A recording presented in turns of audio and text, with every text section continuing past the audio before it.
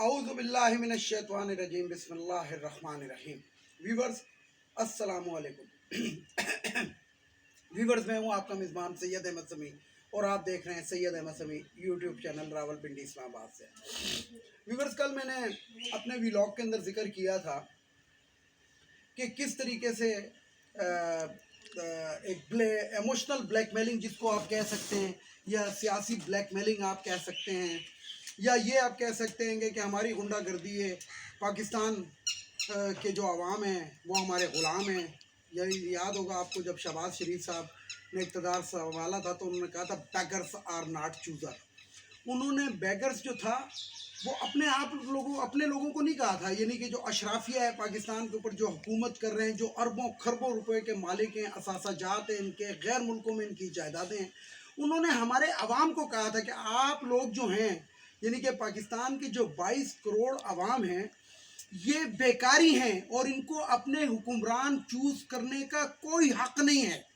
और उसकी ज़िंदा मिसाल ये है कि सुप्रीम कोर्ट ऑफ पाकिस्तान मुक़्तदर हल्के जिसे कहते हैं कि और इसके अंदर हम और शामिल कर लेते हैं इस्टब्लिशमेंट, जिसको दूसरे अल्फाज के अंदर कहते हैं कि चीफ ऑफ आर्मी स्टाफ। यानी कि आप इससे अंदाज़ा लगाएं कि इंडिया के वज़ीर आज़म ने जो इंतहाई जिसको किन किन अलकाब से गुजारा जाता है वो 3 आर्मी चीफ जो है वो तैनात कर चुका है, लेकिन जो हमारे आर्मी चीफ हैं ये 3 वज़ीर आज़म तब्दील कर चुके हैं।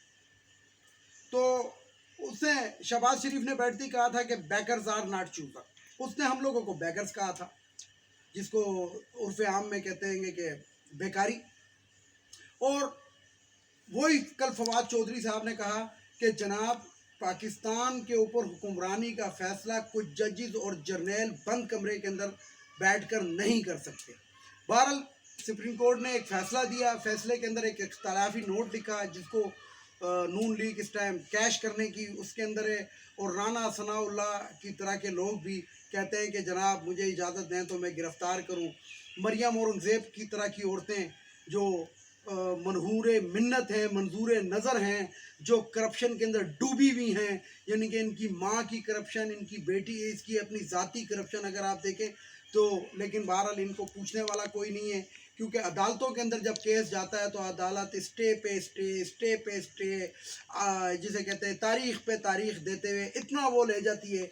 मैं यहाँ पे चीफ जस्टिस ऑफ पाकिस्तान से पूछना चाहता हूँ कि इस किस्म का क्रिमिनल शख्स जो क्राइम मिनिस्टर आपने हम पर बिठाया है, क्या इस तरह का कोई जज आप तैनात कर सकते हैं? नहीं, वो आप नहीं करेंगे। यानी कि सिर्फ वज़ीर आज़म आप बना सकते हैं, करप्ट तरीन शख्स को जज नहीं बना सकते आप।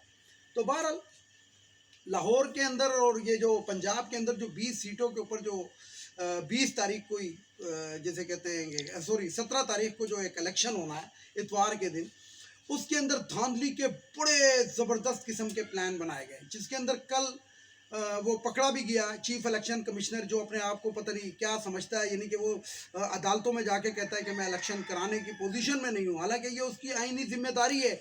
और अदालत को चाहिए था कि जिस टाइम उसने कहा था कि मैं इलेक्शन कराने की पोजीशन में नहीं हूँ, अदालत का काम था कि उसी टाइम उसको शोकास करती और उसको बर्खास्त कर उसको निकालती नौकरी से कि तुम्हारी तो ड्यूटी ये है कि तुम्हारी तो ड्यूटी ही इलेक्शन कराना है, और तुम जब यही नहीं कर सकते तो फिर तुम किस चीज़ की तनख्वाह ले रहे हो? हराम की तनख्वाह ले रहे हो। लेकिन हुआ क्या कि 40 लाख जिंदा अफराद को मुर्दा लिस्टों के अंदर मुर्दा शो कर दिया इस शख्स ने, और कल ये पकड़ा गया और उसके बाद इन्होंने कहा कि नहीं जी हम वो लिस्टें ठीक कर रहे हैं, दुरुस्त कर रहे हैं, ये कर रहे हैं, वो कर रहे हैं। तो बात ये है कि करप्शन की जो आला मिसालें कायम की जा रही हैं पाकिस्तान के अंदर पिछले रमज़ान के से लेकर, यानी कि यकम रमज़ान को ये रिज्यूम चेंज किया था हमारे मुक़्तदर हलकों ने और हमारे जजेस ने मिला के डॉलर लेके पैसा लेके अपने जिसे कहते हैं कि अपनी औलाद का मुस्तकबिल सेव करके बिके, रातों रात बिके, मैं बिकने का लफ्ज़ इस्तेमाल कर रहा हूँ। इन लोगों को पाकिस्तान से कोई गर्ज नहीं है, ये पाकिस्तान को जितना नुकसान पहुँचा सकते हैं ये पहुँचा रहे हैं। ہم یہاں پہ بات وہ کروں گا کہ میں اکثر اپنے ویلاگ کے اندر کہتا ہوں، اور یاد ہوگا آپ کو کہ میں اپنے شروع کے ویلاگس کے اندر ایک نعرہ لگاتا تھا کہ پاک فوج زندہ باد. آج بھی ہم کہتے ہیں پاک فوج زندہ باد، اور ہماری آرمی ہمارے سر کا تاج ہے. لیکن آرمی کی میں بات کرتا ہوں، نیوی کی میں بات کرتا ہوں، ایئر فورس کی میں بات کرتا ہوں. میں آرمی چیفوں کی بات نہیں کرتا، میں ان لوگوں کی بات نہیں کرتا جو کہتے ہیں میری ٹی وی پہ تصویر نہیں آنی چاہیے، اس سے میں یوں ہو جاؤں گا. لیکن جب سلیم صافی اپنے ٹویٹ میں لاسٹ بال اس شخص کے ہاتھ میں دکھاتا ہے تو وہاں سے اس کی کلئی کھلتی ہے. یعنی کہ یہ جو ریجیوم چینج آپریشن جس کو آر سی او جسے کہتے ہیں کوڈ تھا، جب یہ ڈی کوڈ ہوا تو پتہ لگا کہ یہ چیز تھی. اور اس کے اندر کون لوگ شامل تھے جن کے چہرے سامنے آ چکے ہیں. یعنی کہ کور کمانڈر لاہور جو تھا اس کا چہرہ سامنے آ چکا، کوئی بریگیڈیئر ہے گا کہ جناب وہ کیا کر رہا تھا.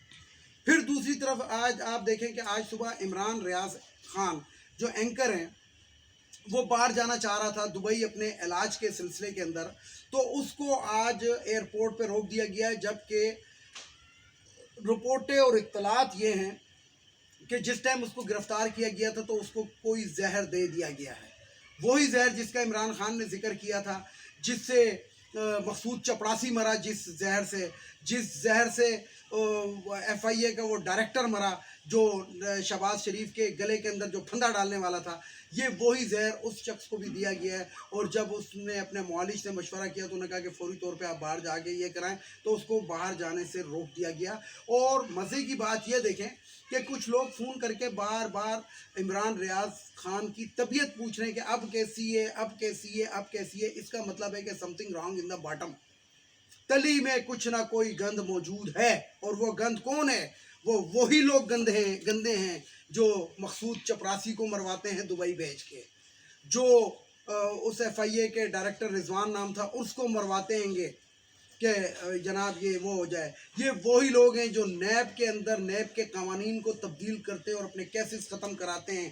یہ وہی لوگ ہیں گے کہ جو تاریخ پہ تاریخ لیتے ہیں اور عدالتیں ان کو تاریخ دیتی اور فرد جرم عائد نہیں ہو سکتی، اور اس وقت تک نہیں ہوتی جب تک وہ وزیر اعظم اور وزیر اعلیٰ نہ بن جائے. تو بات یہ ہے کہ پاکستان کے اندر جو غریب طبقہ ہے یہ تو 70 سال سے قربانی دے رہا ہے. میں آج آپ کو ایک حقیقت بتاؤں کہ پاکستان 1964 میں سن 1964 کے اندر رشیا کے بعد دوسرا ملک تھا جو چاند کے اوپر اپنا راکٹ بھیج رہا تھا. اس کا تجربہ کر چکتا ہے، اس کا سب کچھ کر چکتا ہے. لیکن اس کے بعد ہوتا کیا ہے، 1973 کے اندر ہم لوگ لے لیتے ہیں جناب جمہوریت کے مزے. اور 73 سے آج تک یعنی کہ جو پاکستان کی تاریخ میں جو سب سے پہلے قرضہ لیا گیا تھا $40 لاکھ یہ ذوالفقار علی بھٹو نے لیا تھا سن 1974 کے اندر.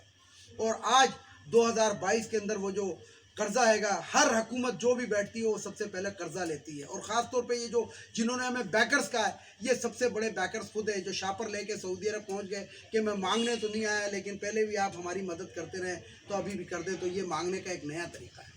یہ وہی شہباز شریف ہے جو کہتا تھا میں اپنے کپڑے بیچ کے آٹا سستا کروں گا. اس کے بدبودار کپڑے کس نے خریدنے تھے؟